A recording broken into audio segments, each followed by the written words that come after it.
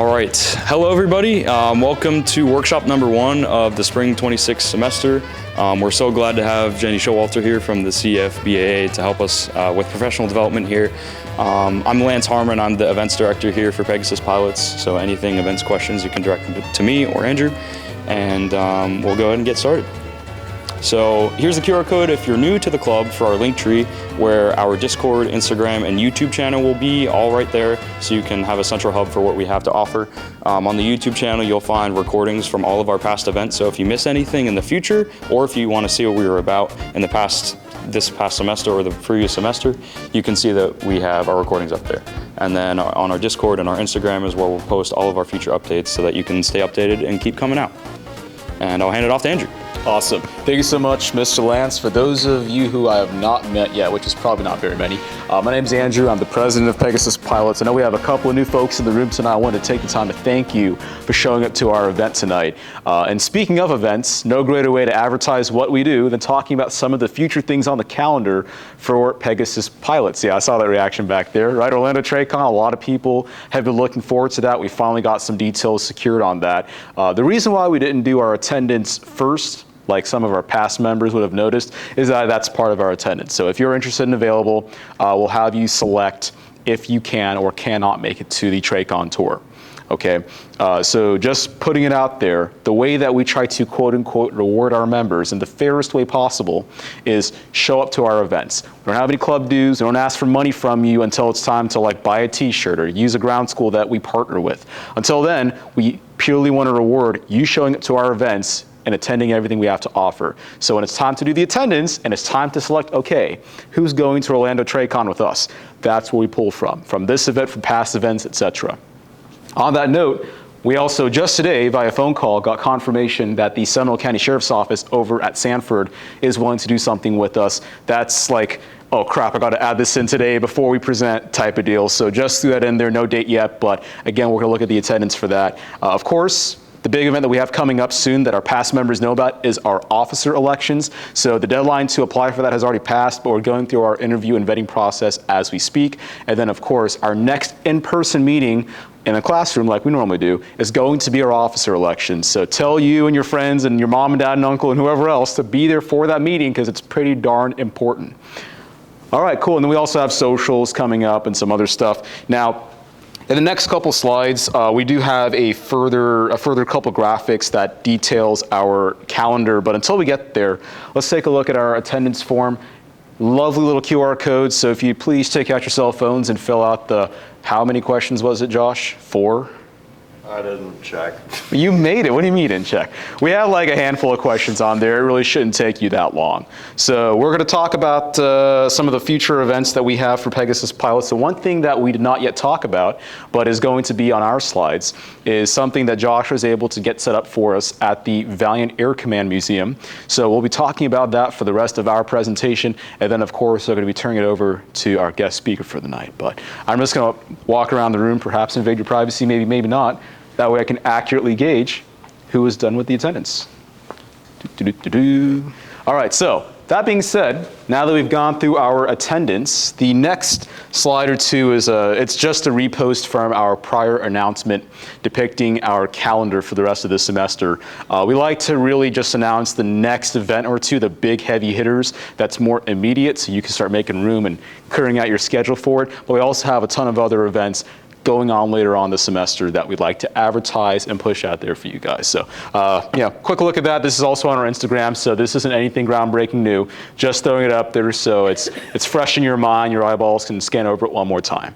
So, that being said, I'm now going to pass the microphone, or the microphone to the camera at least, over to Mr. Josh Heithaus, our media director, to talk about our upcoming event with the Valiant Air Command. Josh, it's all yours. All right. Hey, everybody. Thank you all so much for coming. It's great to see you guys. Plenty of new faces, too. Great to see you. Thank you guys for coming. I wanted to talk about a really cool new opportunity we had just come up. I've had a long day. I was actually there today doing maintenance work on that aircraft on the top right corner there. But the Valiant Air Command, for those of you who don't know, is a pretty large museum in Titusville, about 45 minutes away. And they are having a miniature air show combination fair event at their museum, March 21st and 22nd. of this year. And I'm really excited for it because this organization was founded as a flying organization and it hasn't been doing flying events, so it's our new flying event. So some highlights of this event, that aircraft is going to be doing World War II reenactment paradrops. There's going to be a bunch of vintage aircraft throughout the day flying by. They're going to have a bunch of their cockpits for their Vietnam and Korea helicopters. You guys can go sit in the cockpit. And carnival games, if you guys want to pet Highland cows, they're going to have cows there. I'm not sure why, but it's really cool. And yeah, overall, it's just going to be a great time. And they need help. So Pegasus Pilots is trying to grab people to help volunteer at this event because they have offered us some stuff in exchange. So the way we have it set up is it's Saturday, Sunday, March 21st to 22nd. It's set up into 9 to 1 and 1 to 5 shifts. If you guys come, volunteer for any shift, you get free food. I know free food is amazing. The line outside of 63 South when I was a freshman proves that. College students love food. I'm acting like I'm not one. Anyway, so yeah, it comes with a meal and you get to spend the rest of the day there for free. And also, for our last event of the semester, our kind of big kickoff before the summer, we have been planning this for a while, but they just built a brand new events center hangar. And it is right at Titusville Space Coast Regional Airport. So it is something that we can fly into and do a movie. So we're trying to turn this into a group flight and a carpooling event. So if we get enough folks there, you know, at least more than a couple, they're willing to give us that entire hangar to do movie stuff or whatever, and you can fly in. So something really cool. Also, it's just an awesome event. If you guys have never seen the museum, it's really awesome. You can spend hours there. I do every week. And roles needed. The roles, if you go to the next slide, if any of you guys are interested in at least checking out to see what they have to offer, I've got more information here. They've got all the roles, so if, for example, if you're a private pilot and are interested in manning the sims, if you want to help marshal aircraft, you can do that. You can serve food and drinks. They need people in the air-conditioned events center hangar to serve beverages. So yeah, give it a check out. We're trying to gather people just so we can get that event center locked down and hopefully have more partnerships with them in the future. And that's pretty much it. We'll release more details later, and I just want to end off with this. It's also on the 21st, but it's this weekend on Saturday. A completely related event, I just wanted to advertise it. They're having a bunch of aircraft fly in this Saturday, so if any of you guys want to see a preview of what the air show is going to look like, they're going to have the Army Golden Knights, their paratrooper team, are going to be jumping out of the C-47. They're going to have a MiG-17, which is a 1950s Soviet aircraft, L-39, A-26, all really rare jets and warbirds. I'm going to be there marshaling aircraft. I just learned today off of 4 hours of sleep. So if you guys want to ride to that, come see me. Try to not panic as I bring aircraft with 100-foot wingspans into a tiny ramp. But just wanted to advertise it. But without further ado, I'm going to pass it back to Andrew so we can get into the meat and bones of tonight's event, our aviation resume workshop. All right, thank you so much for that well in-depth breakdown, Josh, of our upcoming event with the VAC. And of course, we don't have much else to say. We don't want to stay here all night talking about us. We know you guys came here for a reason. So we are very, very proud and excited to see what our guest speaker tonight has to share. So I know that me, Enoch, I know you've been to a couple of the events from the CFBAA, Central Florida Business Aviation Association. Great place, and to really prove the point, I bought their membership I think like maybe a month or two ago. $60 a year, pretty great deal. Lots of fantastic events that they put on, and Miss Jenny Showalter is going to be the guest speaker tonight. She has a lot of great insight for you guys to pick away from. So without further ado, a round of applause, please, for our guest speaker for the night, Miss Jenny Showalter. Thank you. Well, thank you, everyone. So it's great to be here tonight, and it's great to see some familiar faces. And I think I met most everyone in the room. If I didn't, I apologize. But I am thrilled to be here. And I have to tell you, this group is very, very organized and extremely well run. And for those of you in the room that don't know what the TRACON is, that's approach control for MCO, for all of the Orlando airspace. That's a really cool thing. We do that for our members. I've never been to the TRACON. So go to the TRACON tour. The Valiant Air Command event is amazing to get hands-on with the airplanes, to marshal airplanes in, to work the flight lines. Go do it, because when you're hands-on with an airplane, it is phenomenal. So these are great events that these folks are putting on for you. And so yes, I'm Jenny Showalter. I am actually a business aviation. So we're going to talk some about business aviation today, because that's my part of the industry and it's what I love to do. So we're going to talk a little bit about that, but I'm a business aviation career coach. I own my own career coaching business, Showalter Business Aviation Career Coaching. Next slide. And so who am I? So I grew up in aviation. I didn't know any different. I just kind of stumbled into it because it was what my family did. Does anybody in here know what an FBO is? Everybody? No? Okay, so FBO, fixed base operation. Okay, goes back to the old barnstorming days when planes would fly cross country and they needed a fixed base where they knew they could get fuel and services for their airplanes. So a fixed base operation, we're a gas station for airplanes. So my family has been here in Orlando since the 1920s. But in 1945, my grandfather, his brother, and a cousin all started Showalter Flying Service, which was a fixed base operation. Started in Winter Park, moved to the Orlando Executive Airport in the early 50s. And for 70 years, my family owned and operated that business, which was, again, mostly at the Orlando Executive Airport. If anybody is familiar with Orlando Executive, Atlantic Aviation, that was our business. So that was our building, it was our business. So for 70 years we did that, and I worked in the business for 20 years before we sold it. It's been 11 years now since we sold it. So I had to navigate some career change, right? Because I had worked in this business for 20 years and my parents sold it. So I became a business aviation recruiter, and I was recruiting pilots and other folks into corporate flight departments, okay? So business aviation, we are not the airlines, okay?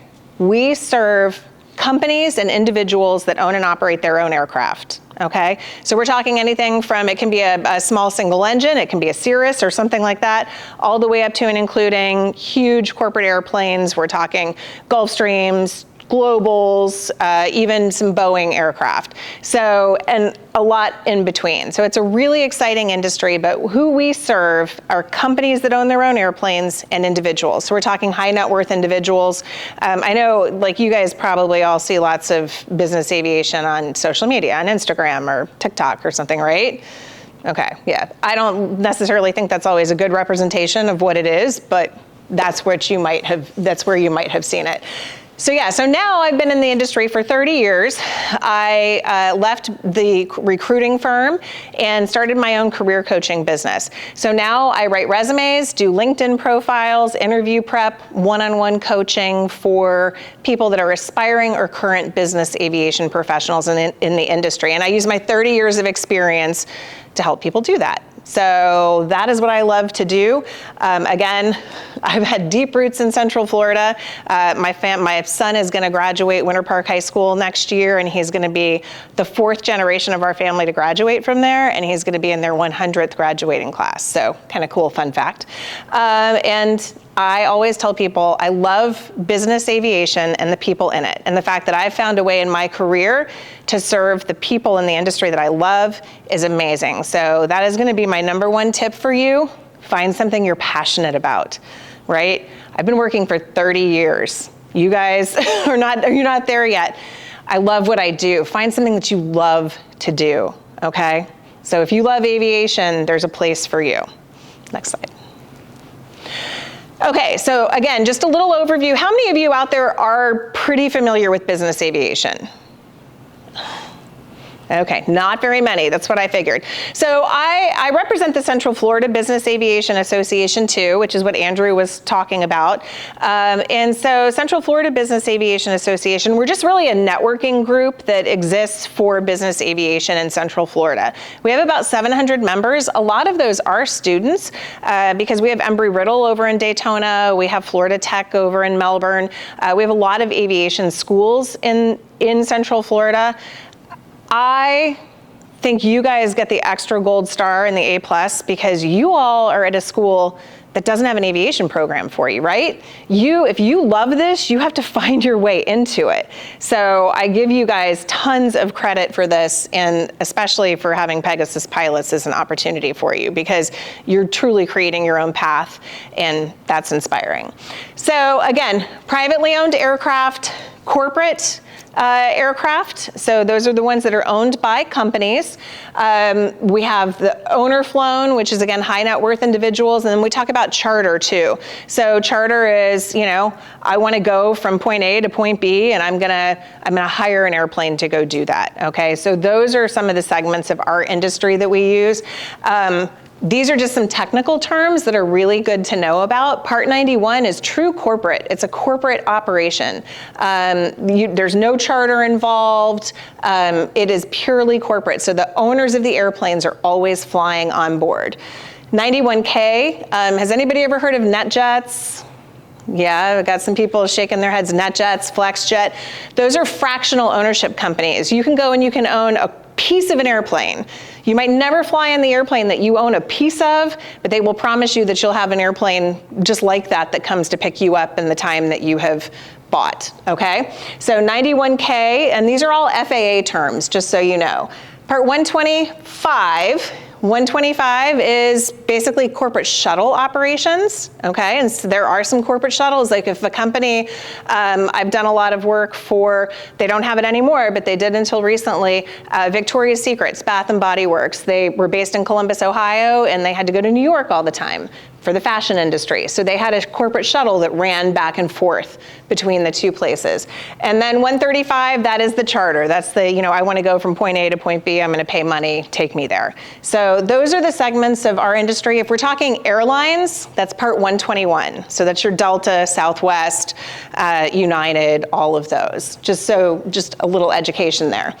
And we are, in business aviation, we are mission driven. So we don't go, Southwest, as Carson's dad flies for Southwest. He goes wherever the route takes him, right? Business aviation, you can go anywhere. Nothing is off limits. You can go fly anywhere. My husband has flown, he just got a new job this week, so we're in transition, but up until this week, he's flown for a high net worth family, and they've flown all over the world. They've gone to Korea to the Olympics, but they also have homes in Wisconsin, they have homes here in Florida, so they do a lot of domestic flying, and they do a lot of really adventure travel overseas. So it's some of everything in between. You can literally go anywhere. Next slide. So again, a lot of Fortune 500 companies have corporate aviation, business aviation. Those are going to be Part 91 operators, okay? You can have anything from small to mid-sized businesses that have it. You don't have to be Fortune 500 to have business aviation. But again, you can have a small Cirrus and call it business aviation. High net worth individuals, again, we're talking multimillionaires, billionaires. My husband's flown for billionaires until this week. So we're really high end service. So that's what I love about seeing, the presentation up here today. It is so professional. That's what we need in business aviation. You're not like the airline showing up, greeting passengers as they come on, going in the cockpit and flying the trip. You are literally doing everything for these people. You are making sure their bags are on, their chairs where it needs to be. They've got all their favorite snacks in the drawer, or there's a flight attendant there to help them. Their car is where it needs to be. Their hotel's all set up. Anything that they need, you are doing. So business aviation, I like to tell people, it's the flying piece that the airlines do, except we get to go anywhere, and it's all the extra. So if you are somebody who loves to do extra, business aviation is something you should consider. And there are lots of opportunities beyond just the flying. If you go fly for an airline, or if you do something else for an airline in that segment of the industry, you're just gonna continue to do that for the majority of your career, right? You don't get a lot of diversity in what you do. But in business aviation, you get to learn new airplanes, you get to learn new skills, you get to get new certifications, you can become a leader. You can do all kinds of things beyond the flying or in addition to the flying. Or, as we were talking maintenance earlier, Quinn, same thing. There are directors of maintenance who become directors of corporate flight departments, of Fortune 500 flight departments. So it's really the sky's the limit in business aviation. So if you're somebody who says, I think I might want to fly, I think I might want to wrench on an airplane, but I also might want to do more someday, consider business aviation. So we use business aviation for time and efficiency. It is a time machine for busy company owners, CEOs, individuals. It is a time machine because they don't have to go to the airport, go through the TSA line, get there 2 hours early, check their luggage, wait in baggage claim. They don't have to do any of that.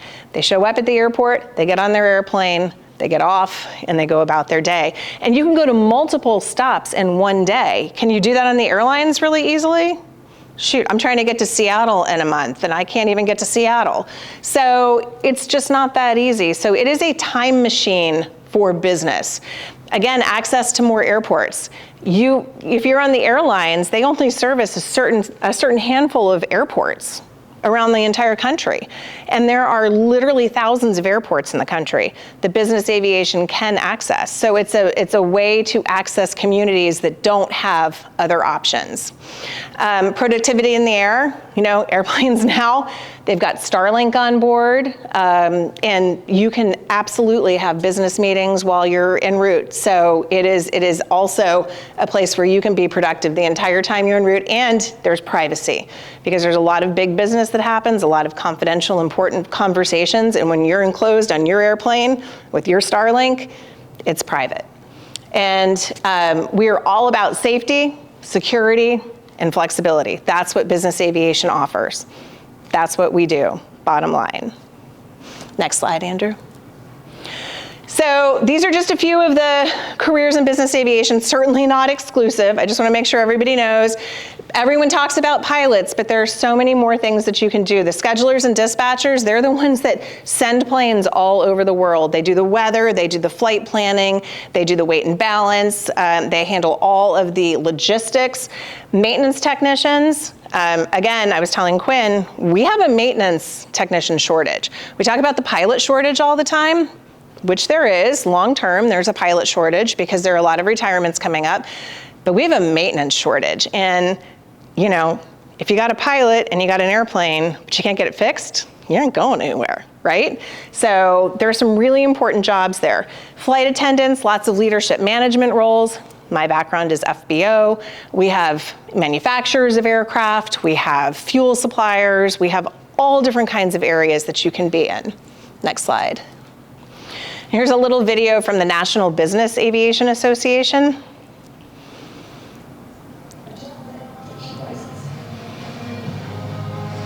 In a fast-paced, cutting-edge industry, high-tech and people-oriented, hands-on and all business. Your future could be a job in business aviation. From the busiest airports to small, rural airships, business aviation is just-in-time, flexible travel. Small businesses to the world's biggest companies. It's the smallest two-seater airplanes to intercontinental jets, factories and repair stations, hangars and offices. There are many different jobs in business aviation, probably more than you imagine. This exciting industry needs people to build, maintain, dispatch, and fly aircraft to workplaces around the globe. Pilots go to work at 40,000 feet. In business aviation, you'll plan new routes, go new places, and you'll get to know the passengers and co-pilots you fly with. We don't have a normal belt run. We'll run, to a lot of diverse airports around the country. Airports that the airline service typically doesn't get into. Keeping everyone flying is the maintenance technician's job. As a business aircraft technician, you'll work on the industry's latest technology and push forward innovation. We also put a lot of emphasis on who's actually working on our airplanes and how much ownership do they have, how engaged are they. So we do everything ourselves. These are our airplanes. So my guys see the airplane every day, day in and day out. Do you solve problems quickly, skilled at long-term planning? You could be a business aircraft scheduler or dispatcher. Very important as a scheduler or dispatcher to help the department, with all the knowledge you can and information about the fuel prices, the FBO prices, late fee, stuff like that. In flight, the cabin crew keeps the passengers safe. At the home base, directors work on the company's strategy and run the flight department like a business itself. If you want to be part of a smaller organization where you can make more of an impact, business aviation is really, a career you should look at. I like the fact that it's never the same. Every day is different. Other days there are challenges that you are excited to sink your teeth into. In business aviation, you'll take on real responsibilities, go on adventures, build new skills. But how do you get into this industry? Where do you start? I just thought, I'm a college kid, planning my future. I don't really know what that looks like. Am I going to flight instruct? Am I going to go to the airlines? What's out there? Schools across the country have aviation programs, leading to endless opportunities. Just a ton of different companies who come in and want to recruit mechanics, pilots, management personnel. If there's something that's holding you back to get into aviation, overcome it. I would say if it's the financial route, apply for scholarships. And business aviation is where you're constantly having to stay on your toes. You're going to new locations. More relying on you knowing your information, you being the best form of a pilot you possibly can be. I love it. Yeah, I love it. I love the job. I've had an opportunity to go to a lot of different places, see a lot of different things so far. And I'm looking forward to more. Chances are, there's a business aviation scholarship for you. And many operators have internships for pilots and technicians. There are a lot of opportunities in business aviation, and we'd like to show you what some of those are. Your career in business aviation could start today. Okay, so now, does everybody know about business aviation? Okay, all right. Was that totally new to anybody in this room? Okay, all right, so that was time well spent. Thank you for that. So wonderful. I'm happy to answer any questions you might have about that. And so here's one of the things that I always tell people, because as the video said, and I just wrote an article that's going to be, I contribute to a quarterly newsletter for one of our industry companies, and they asked me to write an article on internships and volunteerism. And I just submitted it the other day, but I said in there, what people always ask me is, how do I get in? I don't know how to get in. And they talked about college aviation programs on there. You guys don't have one here. How do I get a foot in the door? Well, you join professional organizations. You can become a member at NBAA. You can become a member at CFBAA. You don't even have to become a member. You can just attend some of the events. NBAA, National Business Aviation Association, is our largest association in the industry. They're having a huge event down in Miami next week, the NBA Regional. Is anybody going to the NBA Regional?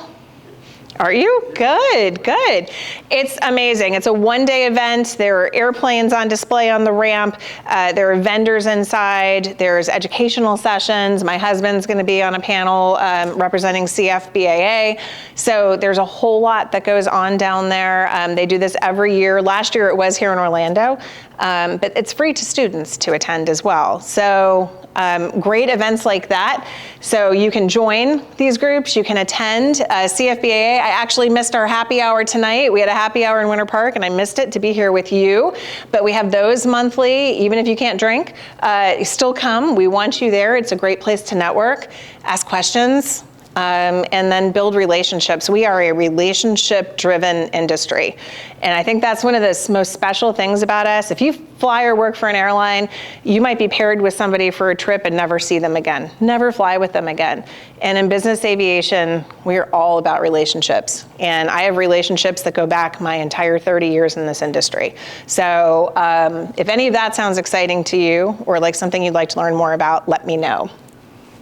Really quickly, wanted to interject with for the greater good of the crowd moment, you were talking about the NBAA event in Miami. It's Yes. February 25th. Yes. That's going to be next Wednesday. Wednesday. So if anybody's interested in coordinating, please come talk to us after and we'll figure out who's also going. Just want to jump in and say. Yeah, it's an incredible event. If you go, and we'll talk a little bit more about networking and all that, obviously, but it's definitely a business casual event. You would want to dress in business casual attire. You would want to have a resume handy. You would want to have, if you have any business cards, have business cards. You'd want to be asking for business cards, connecting with people on LinkedIn. It's a great place to start networking, and it's a great place to see and touch aviation, to get on an airplane and to see, gosh, is this something I think I might like to do? Is this something that is interesting to me?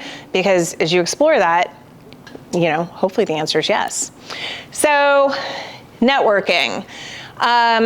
That's really one of the things that I think I do best. I've volunteered my entire career and I've networked my entire career. So people always say to me, you know, what's a great way to break in? Well, yes, it's attending these events, also volunteering. Volunteering changed my life. Even though I was born into the industry and my parents were part of the industry, they were my bosses. And I struggled with being their child sometimes because they had a big legacy and a big reputation and I had to build my own. And when I went to my first industry event, everybody knew me as Bob and Kim's daughter, not as Jenny. And I raised my hand to volunteer when they asked for volunteers. I was a senior in college when I did that. So some of you out there are probably seniors. And truly, some of the people that I met that first year that I volunteered and raised my hand are still my best friends to this day. Changed my life. So not only did it help my career, it changed my life. So volunteering is one of the best ways that you can network. So as you network, remember that it's a two-way street when you network, right? And you want to make sure that you're not only going to somebody when you need something, you're going to somebody on a regular basis and you're really fostering and building a relationship with them. It's not just about a one-time transaction, it's about constant building and fostering of relationships. People say, I don't know how to even start, I don't know what to ask. I am really an introvert by heart. Are there any introverts out here? Yeah, okay. You would look at me and probably say, no, she's extroverted. Well, I'm really not. But in an aviation setting or in some place where I'm confident about my abilities, I'm okay. But I have a lot of places where I don't feel very comfortable and I'm not very extroverted. And people say, I don't even know how to start a conversation. I'm not good at small talk. Does everybody in this room have an interest in aviation? Then you have something in common with everybody if you're in an aviation event. So you instantly have a connection and use that. And if all else fails, ask somebody a question. How did you get involved in aviation? How did you get your job? Ask them and they'll tell you because everybody was mentored. Everybody had a connection that got them started. So remember, we all started wherever you are right now. Connecting on LinkedIn. LinkedIn is a powerful tool. How many of you have a LinkedIn page? Okay, so that's good. All right, if you don't, make one tonight, okay? Make one tonight. And I want everybody in this room, if you're not already connected with me, I want you to connect with me. And I want you to follow me, because if you follow me, then you're seeing my content, you're seeing what I put out there, but I don't see you. Okay, I want you to connect with me so that I see you, you see me, and we can start developing a relationship, okay? So that is a homework assignment tonight, to connect with me on LinkedIn. And then again, foster key relationships. 80% of jobs are obtained through networking, okay? That's an incredible statistic. 80% of jobs are obtained through networking. And remember, it's not just about who you know. So if I go up to you and I say, hey, I'm looking for a job, and you say, I've got one for you. Okay, that's possible. But more probable is that you tell somebody else in your network and they know somebody else who's hiring. So when you you develop these key relationships, remember that networks, they're force multipliers, because it's not just who you know or who they know, but it goes beyond that. So those key relationships, it takes one key relationship to get you a job, right? Okay, next slide. So first impressions matter. So I went around the room today and I shook most people's hands, right? If I didn't shake your hand, I'm sorry.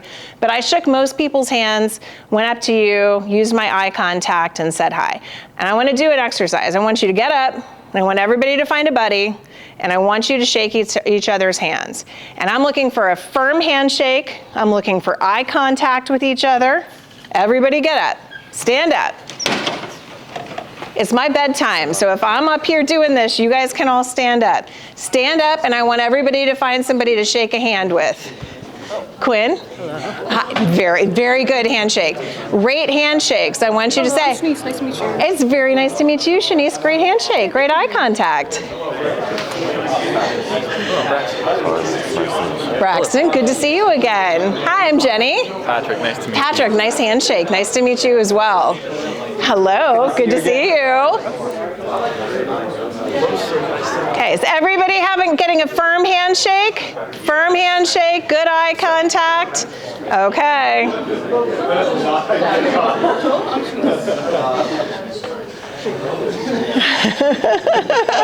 Awesome. That was actually a really good twist. I wasn't expecting it. You were, okay, there you go. All right, everybody can come back to their seats now. So did everybody give firm handshakes? Did we get anybody get a soft handshake in return that they weren't expecting? Because it's the worst thing in the world when I have to tell you. Worst thing in the world. I was at the National Business Aviation Association, their big convention in Las Vegas this year. They hired me to come and do speed coaching for people. And so I had a line of people and I was shaking hands and I was looking at resumes and doing all of that. And I went in for a big handshake with this flight attendant and I got like the dead fish in return. It was awful. I thought I broke her hand too. It was terrible. And it was very memorable and not in a good way. So don't be that person, okay? It matters. And elevator pitch. Does everybody in here know what an elevator pitch is? Okay. Does anybody have an elevator pitch they want to try out on me and see what I think? Remember, it's about 15 seconds. It's not that long. I'm Jenny Showalter. I'm a third-generation business aviation professional, resume writer, career coach, and keynote speaker. That's what I am. Anybody else have something in here they want to try? Go, Andrew. Give me your elevator pitch. Oh man, let's see if it's good enough. All right, so my name is Andrew Chatter. Nice to meet you. I serve as the president for Pegasus Pilots. I've been flying since I was 17, and I have an interest in any capacity in aviation. Any capacity? Yeah, I'm open-minded on purpose because when I say that I don't know where I want to go, I'm not just saying that. I'm genuinely open to any good opportunity. That last part was awesome. That's memorable. What you just said, that last bit, that's memorable. Use that. I will. That's fantastic. Okay, anybody else want to try one? This is your chance to get feedback. Come on. Yeah, stand up. We're professionals here. Let's do it. Hello. Hi. My name is Lance Harmon. I'm a junior aerospace engineering major at UCF, and I want to be an astronaut one day, so I'm looking for any opportunities with NASA or Blue Origin or any company that explores the moon. You had me an astronaut. Nicely done. Perfect. Good job. Anybody else want to try theirs? I'll go. Okay. Yes, I'm Carl Lentz. I'm a third year aerospace engineering major, and I have a deep background research experience, and I'm open to any position in avionics and aeronautical engineering. Okay, good. Very information-based. Now, what both of them did, and he just said the word astronaut, that's all he had to do. But Andrew also gave a cool fact. I'm open to anything, because I don't know what I want to do. So I'm open to anything. That made that really memorable. Yours was very factual, which is good. But if you think of something that makes you a little memorable, because you want people to remember you, right? Yeah, so see if you can throw a little interesting factoid in there or something. We need a phone number, we need an email address, city and state only, no need to put street addresses on there anymore. Don't do that. It makes it look like an old resume. And then your LinkedIn URL, especially if you have a common name, and you should customize your LinkedIn URL. Does everyone know how to customize their LinkedIn URL? Yeah, make sure it's as close to your name as possible. The auto-assigned numbers and letters that LinkedIn does behind your name, there's an easy way to go in and customize it. Get rid of those because it cleans it up. You don't have to put the, the www in front of the LinkedIn either. That's all you need. And then, okay, so you were talking about skills, Andrew, right? And how do you take transferable skills and add them on a resume? So you'll see I put a skills section up here on the resume. So that's where those transferable skills can go. But if we do that, we really do want to show on the resume someplace where we got this. So you'll see here, this person was a server at XYZ restaurant, which sounds delicious. And these are the things that they did there. And so we've taken some of those skills and we've pulled them up into the skills section where they pop a little bit more. And same thing with the skills section here as we did up top. We start with harder skills that we can back up. I'm a flight instructor, I'm a decision maker. I do flight planning, weather, weight and balance. And then we end up in kind of the softer world as we go, okay? Those are the key words that we're building into our resume. The summary up there tells them a little bit about who you are. And you'll see that last sentence, eager to contribute to a flight department that values preparation, accountability, and high service standards. So you want to go work at a flight department and you're a pilot. So it's starting to make sense to me if I'm a recruiter and I've got an open position, right? Who you are and why you're applying to my job. And here you can also see the flight experience. You can see how, except I did forget to put total time in front of 1,000 hours there. It should say total time 1,000 hours. My apologies on that. But you can see we've got the other flight times listed here. We've got certificates, any ratings that are listed there, medical, passport, those kinds of things. So that's a really clean way to do that. The airlines prefer a different layout. The airlines don't like, they like all the dots that take you over to their flight times. But this works great for business aviation. So if you're not a pilot, I'm sorry, but that is really important for them. And then if you list your experience here, your title, the company that you worked for, where it was, and when you worked there. Those are the important things. And then some bullet points that help to give them a little bit more understanding of what you did and any achievements that you had while you worked there too. Achievements are very big on a resume. So you can see all of those. And then we get down here to education. This person did go to Embry-Riddle. We have their major down here. We do have a GPA. This is actually real information for somebody. So some smart person got a 4.0 at Embry-Riddle. But the GPA, once you get out of college and land your first jobs, that can go away. People don't care. They care that you got a degree. They don't care how hard you worked in college. And I know if you're in college, they often tell you to put your education closer to the top of the resume as well, because that might be the biggest thing you've done. And if you didn't have any other jobs in college, maybe. But as you do get work experience, that education goes down to the bottom. This person had enough other experience. I was like, the education doesn't have to be the first thing they see. And then this person won a lot of scholarships. The video you saw earlier mentioned scholarships. There are tons of scholarships out there, probably in fields that interest you in aviation. A lot of them go unclaimed.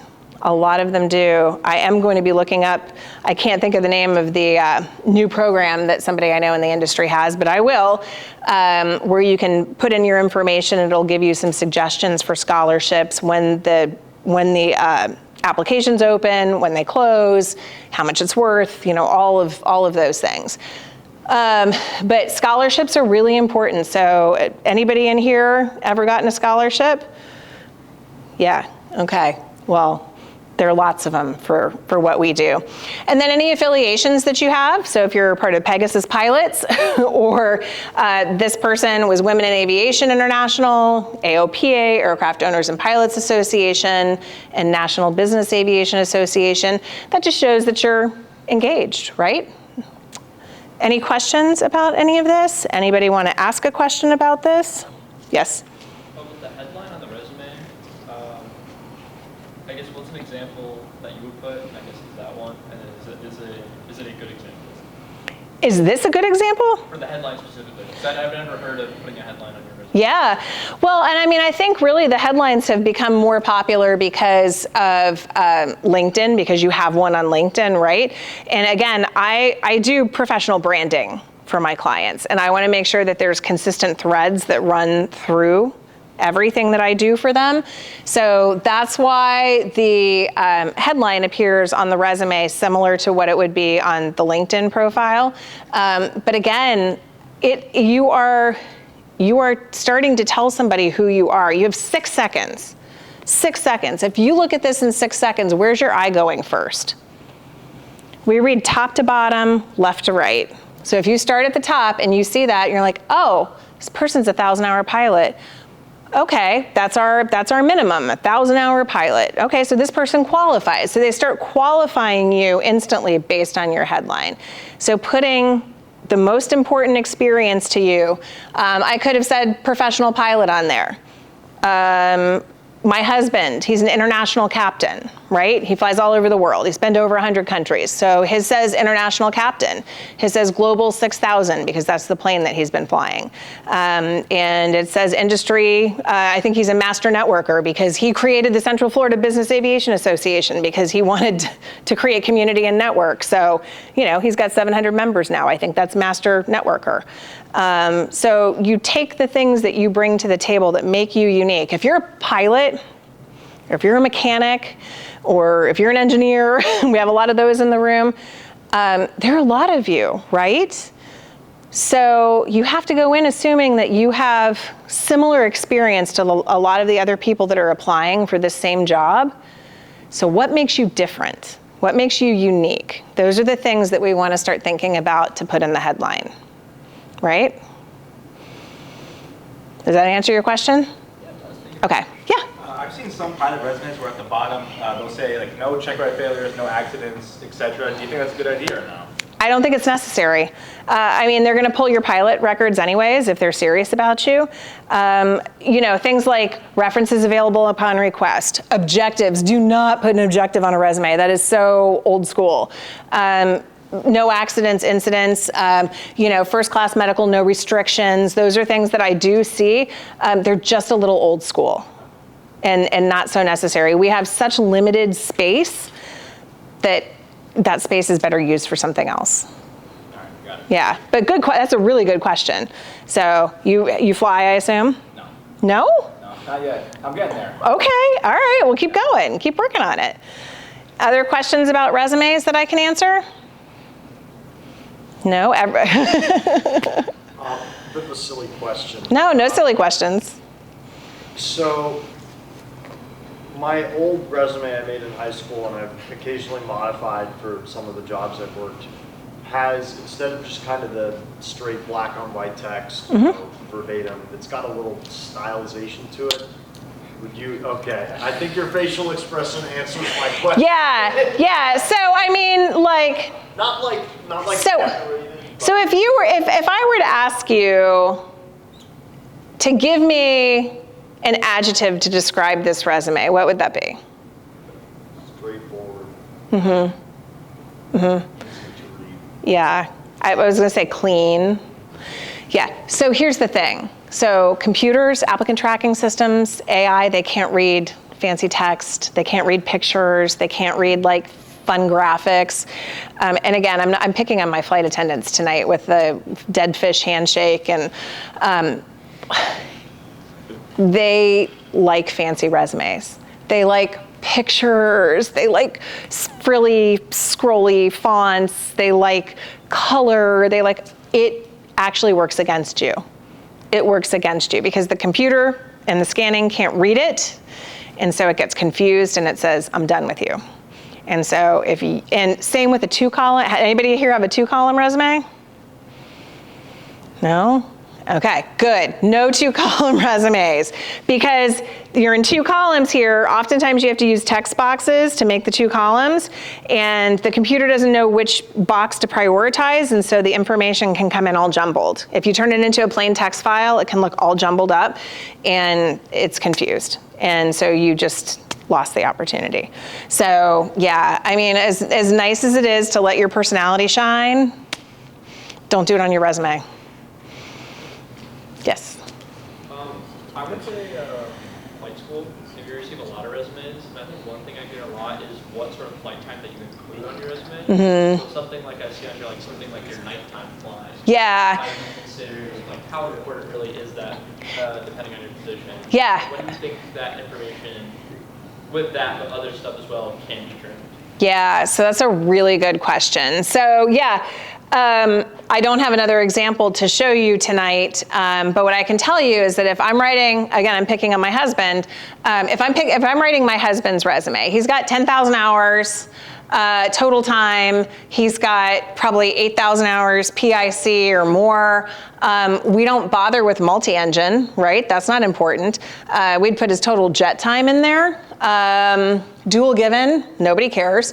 Night, he hasn't tracked his nighttime in forever. Cross country, he flies around the world. Those things become irrelevant at some point when your experience grows. So his might say total time, total jet, total PIC, and then he flies the Global 6000. Well, he's got 2,000 hours in the Global 6000. So we're gonna highlight his most relevant time and experience. And it worked because he just got a new job this week. So there you go. So for now, those things are more important because they want to see how you built those hours. You got 1,000 hours, where do they come from? But at some point they will become less relevant when you get type rated and you get significant experience. So that's a really good question. So yeah, anybody else? Yeah? Really quick, also for engineering, like earth engineering, for example, if you were to have like an award or like a certification for something, where would that like rank on like the resume of like importance? Yeah, so I would say an award, that was a great question. An award would go someplace down here kind of near scholarships or affiliations, kind of towards the bottom. But a different example of that for you is today, I was writing a resume for a young man. He graduated from Auburn University. They have a flight program back in 2018, and now he is a corporate pilot. And the National Business Aviation Association has something called 40 under 40 in our industry. So it's 40 people that get selected every year that are part of that class of 40 under 40, and he was one of them. And so on his headline today, I put he's a professional pilot. I put he was type rated in the Embraer Praetor, and that he's an NBA 40 under 40 at the top of his resume, because that has status, right? That means something. So it depends on kind of the weight of the award, because some awards, I mean, like I read a lot of military resumes. I've seen some really big military awards. Those should be highlighted, right? A 40 under 40 is highlighted. So it depends on you know, how substantial the award is. Maybe it's something you want to highlight in the summary, in the headline, or it can be listed down further in the resume. Good question. Yeah, Quinn. So I'm a transfer student. Okay. And I have work experience that is semi-relevant, like it's a research position I did at my previous institution. Okay.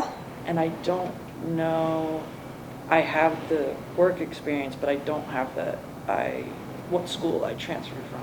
I just say I'm a transfer. Oh, okay. Is that okay? I don't want to confuse anybody. Yeah, okay, so she's saying that she's a transfer student, went to another university, has experience that she wants to include on the resume from that, but is confused about how to say, she doesn't want people to be confused about the fact that she transferred. So what you do down here in the education is that you would put UCF first, because you do everything reverse chronological, the most recent to the least, you know, the oldest experience. And the same with education.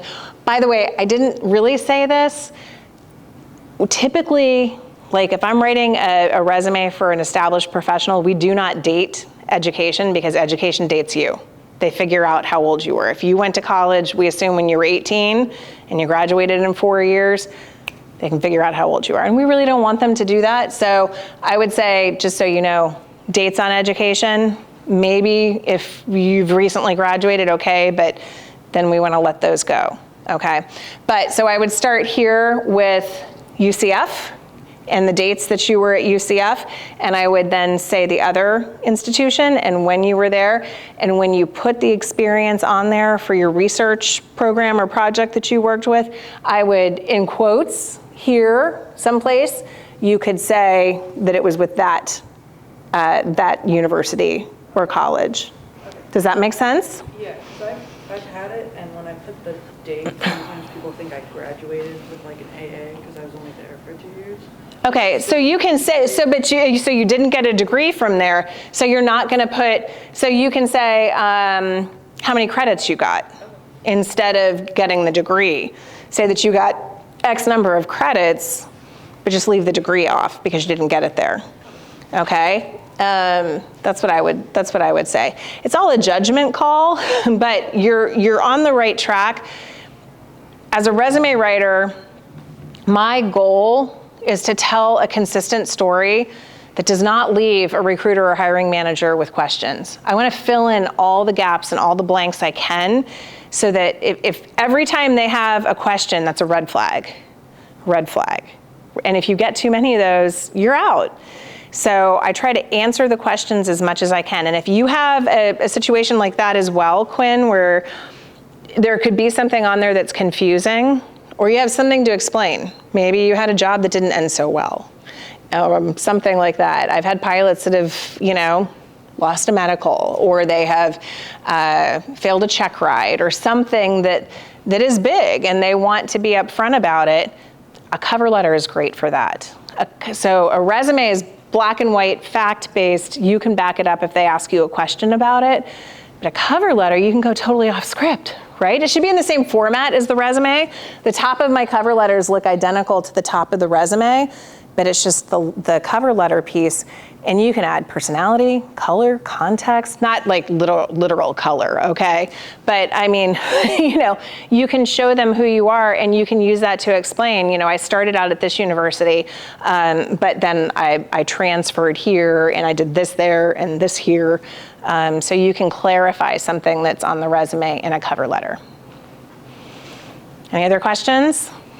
Okay. Yeah, what? My question was literally just would you be able to share this document with us so we could share it to them later on as the sample? Yeah. So I'm sure that would also. Well, you've got it in the presentation there. Yeah. Awesome. Thank you so much. Sure.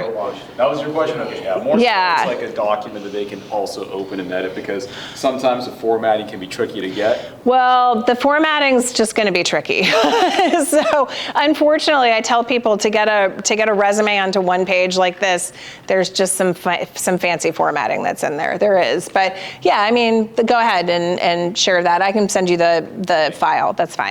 So, Enoch. I do have an issue with my resume. I have two resumes. I have my engineering resume and my pilot resume. But sometimes I don't know what to put on my pilot resume. Do I have to have any project I've worked on, research? Like, it's kind of, I don't really know what to put on. And I've done internship, but there's people like, engineering related and not pilot related. So, okay, it's a good question. I have a lot of people that come to me and they say, you know, I have two, like I could go this way and be a pilot, or I could go this way and I could be something else. Multiple areas of interest, multiple areas of expertise. And then in addition to that, there's a lot of talk about tailoring a resume to an opportunity. Has anybody heard that terminology? Yeah, tailoring your resume. So you take the job description, you put it into ChatGPT, and you say, you know, what are the key words? What are the key skills? How can you make this look like that now? And okay, so my take on this, and again, this is just my take. You are what you are, right? You are what you are. So you have two different areas of study and focus, but you're one person. Put them together. But then you have to tell the story and say, you know, well, I've studied this and I've researched this and I've done it, and I'm a pilot. I do these things. And maybe when you send it out and, you know, it's for a non-pilot opportunity, pilot goes down here someplace. But if it's for a pilot opportunity, pilot comes back up here and is really visible. So you play like that. And the tailoring, I tell people that if I'm going to recommend to my clients that they do any customization or tailoring to the resume, that it happen in the skills section, because again, those are keywords. So if there's some keywords that are in the job description that you have experience with that aren't on here, maybe you do a swap, right? You swap out some keywords in different places. The summary is also a place where you can do that, and the headline is a place where you can do that. But the rest of it, this experience, it's yours, right? It's you. And having 2 resumes or heavily customizing a resume for an opportunity can get you into a lot of trouble, because you might send the wrong one to the job of your dreams and tell them the wrong story and miss an opportunity. I had a client once who had, well, he wasn't a client. Actually, this is when I was recruiting. I was recruiting for the Adobe flight department out in the Bay Area. And this guy really wanted to move out to California, and he really wanted to fly for Adobe. And he had the right aircraft experience, all the things. And they opened up the job so that he could apply, and a couple other applicants could apply.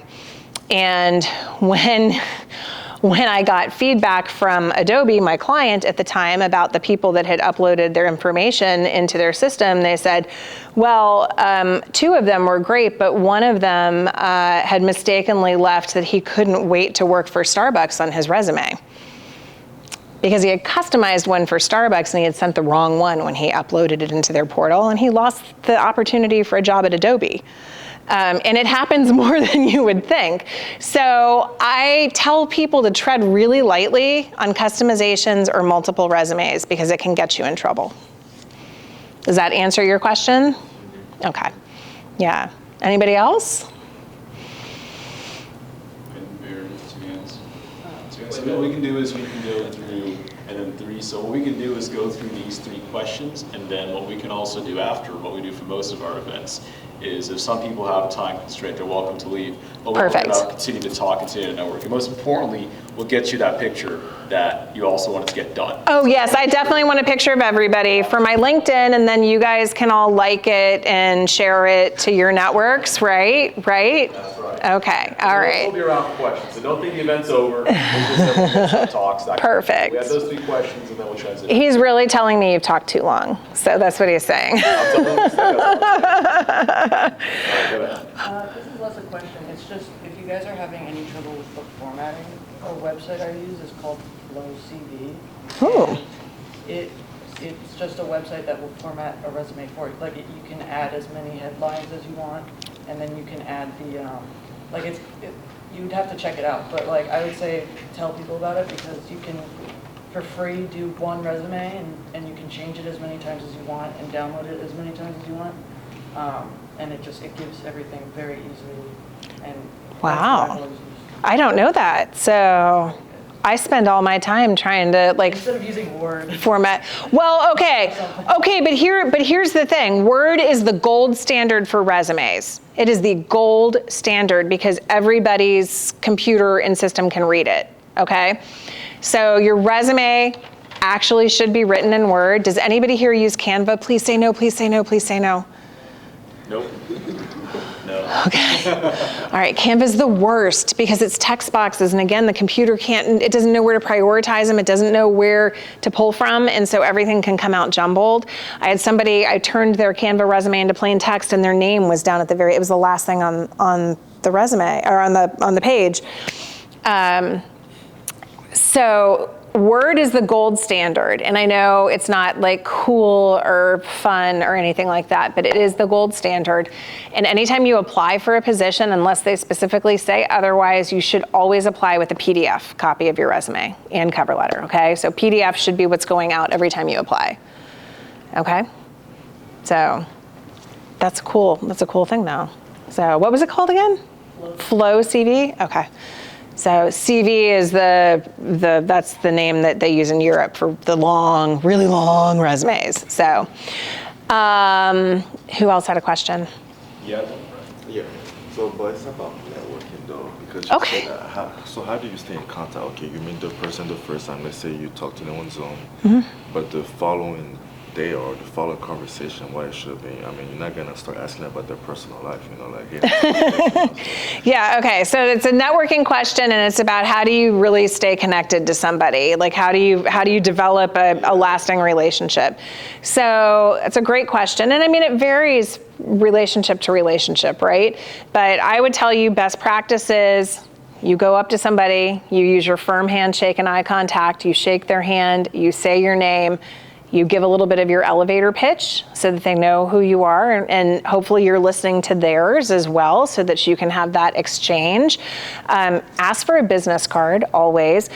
I really have to tell you, the digital business cards are becoming so popular. We're just, like the Popples and whatever, just scan my QR code. The problem with that, and there are two problems. One problem with that is that it goes directly into your contacts. And so if you don't remember the person's name, they're just in your sea of contacts. And I have thousands of contacts in my phone. And if I don't know what their name was, I'm like, well, shoot, who was that? Unless I stumble upon them, I can't find them again, okay? And the other problem with that is that if you go to conferences and conventions, you can't put your business card in to win anything because everybody has giveaways and drawings and stuff. And if you can't take a digital business card and do that. So have a physical business card if you can, or ask for a physical business card from somebody. Take that. You wanna connect with them, not follow. You wanna connect with them on LinkedIn. And then you can send a message through LinkedIn as well when you connect. And I do recommend this. If you've met somebody at a conference or out and about that's in the industry, I recommend that when you connect with them, it gives you the option of send the request with a note. And you just say, Jenny, it was great meeting you at UCF the other night. I really enjoyed your wonderful speech to us. Thank you so much. I'd love to connect. And so you're refreshing my memory that, oh wait, that's right, he was there at the thing that I did, and of course I'm gonna connect with him. And so you're starting to solidify that. And then, ask somebody, say, could I meet with you? Could I have I have my 15-minute phone calls. Can I have a 15-minute phone call with you so I can learn a little bit more about you? Make it about them, like really, because who doesn't want to talk about themselves? Make it about them and start to do it. It doesn't mean you have to talk to somebody all the time, right? You don't have to be their best friend, but if there's something that they have that you feel is valuable to you now or in the future, take a little time to foster that relationship. Circle back every once in a while and just say, hey, I'm just checking in with you. I want to let you know that I'm graduating soon, or that I took my first flying lesson, or whatever it is, to keep them engaged a little bit. It doesn't have to be a lot to make an impact. Okay. Anybody else? So going off of that, let's say, again, asking for a friend. You haven't been so good at regularly keeping contact with people you met when I was a freshman or a sophomore. Mm-hmm. If it's been like a year or more, like 2 years, is it still okay to reach out and just say, hey, I remember me, or hey, long time no talk. Yeah. People do it to me all the time. Are you kidding me? People do it to me all the time. You probably don't remember, but I met you 5 years ago at the da-da-da. Yeah, is it okay to say stuff like that? Yeah. Okay, all right. Make a connection for them. Don't leave them hanging, for sure. But if you have the ability to make that connection to them of where you give them a reference point. Absolutely. Because sometimes it feels like I'm trying to get in, and it's a little corny sometimes, but. Well, I mean, it just sometimes does feel that way. But here's the thing. Again, what I said earlier, everybody started at zero. Right? We all started at zero, and we all had somebody who was pivotal in our success and in our growth. And that is truly, and I'm not just saying this, it is truly one of my favorite things about business aviation. We are an industry, we're a community that pays it forward, that gives back, that supports each other, that fosters growth. That is one of the things that we thrive at. And so don't hesitate to do that. If there's somebody that you think could be key, circle back and say, hey, I remember you, and it's been a while, and I just wanted to touch base again and see how you're doing, and let you know how I'm doing. That's it. Enoch. What I do is I'll go back to the last email. Yeah. I reply to that email. And bring it back up to the top. Yeah. Happy New Year. Yeah. Christmas, Thanksgiving, stuff like that. And then quick update about me, what happened lately, and stuff like that. So it just Perfect. Perfect. Yeah, and they usually reply, and right? Yeah. Yeah, that's wonderful. Yeah, that's a great way. And I mean, you put your own spin on it for sure. Make it authentic. I think authenticity gets a little overused in today's world, right? Be authentic. But in networking, I think authenticity really does matter because people can sniff out a fake, right? So as long as you're being authentic and as long as you're making it easy for them, what are they going to do? Right? Not answer. Yeah, I mean, that's the worst that can happen is they not answer. Yeah. But chances are they're going to, Now, I know a lot of people that don't respond well on LinkedIn, obviously, and I'm a little slow sometimes on my email, I'm not going to lie.